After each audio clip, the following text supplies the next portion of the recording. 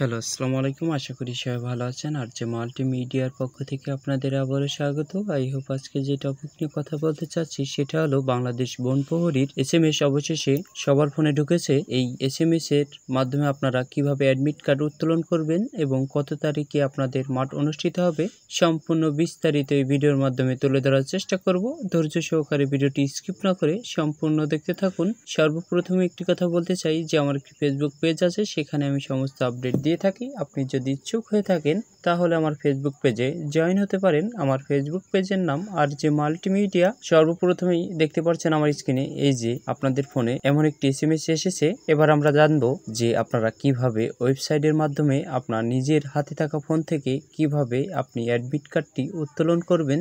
সর্বপ্রথমেই আপনারা আপনাদের যে কোনো একটি ব্রাউজারের মাধ্যমে সার্চ বক্সে সার্চ দিবেন ccffd.teletalk.com.pd বলে সার্চ দিলেই তাদের মূল ওয়েবসাইট আপনাদের সামনে আসবে। আপনারা ডান সাইডে দেখতে পাচ্ছেন যে অ্যাডমিট কার্ড বলে একটি অপশন রয়েছে, ওখানে চাপ দিলেই আপনাদের এই অপশানে নিয়ে আসবে। নিয়ে আসলে আপনাদের ইউজার আইডি এবং পাসওয়ার্ড ব্যবহার করে আপনাদের অ্যাডমিট কার্ডটি উত্তোলন করতে হবে। আমি আমার ইউজার আইডি এবং পাসওয়ার্ড লিখে দিচ্ছি। অনেকেই জানে না যে ইউজার আইডি এবং পাসওয়ার্ড কোথায় থাকে। ইউজার আইডি এবং পাসওয়ার্ড আপনাদের ফোনে যেই এসএমএসটি প্রেরণ করেছে তারা সেখানেই দেওয়া আছে। ইউজার আইডি এবং পাসওয়ার্ড দুইটি জিনিস লেখার পর আপনাদের লগ ইন অপশানে ক্লিক করে আপনাদের অ্যাডমিট কার্ডটি উত্তোলন করতে হবে। এই যে আমার স্ক্রিনে দেখতে পাচ্ছেন অ্যাডমিট কার্ড, এটি বনপ্রহরীর মূল অ্যাডমিট কার্ড। নিচে দেখতে পাচ্ছেন আপনাদের কোন জায়গায় লিখিত পরীক্ষা হবে সেটি কিন্তু আপনাদের অ্যাডমিট কার্ডেই উল্লেখ করা থাকবে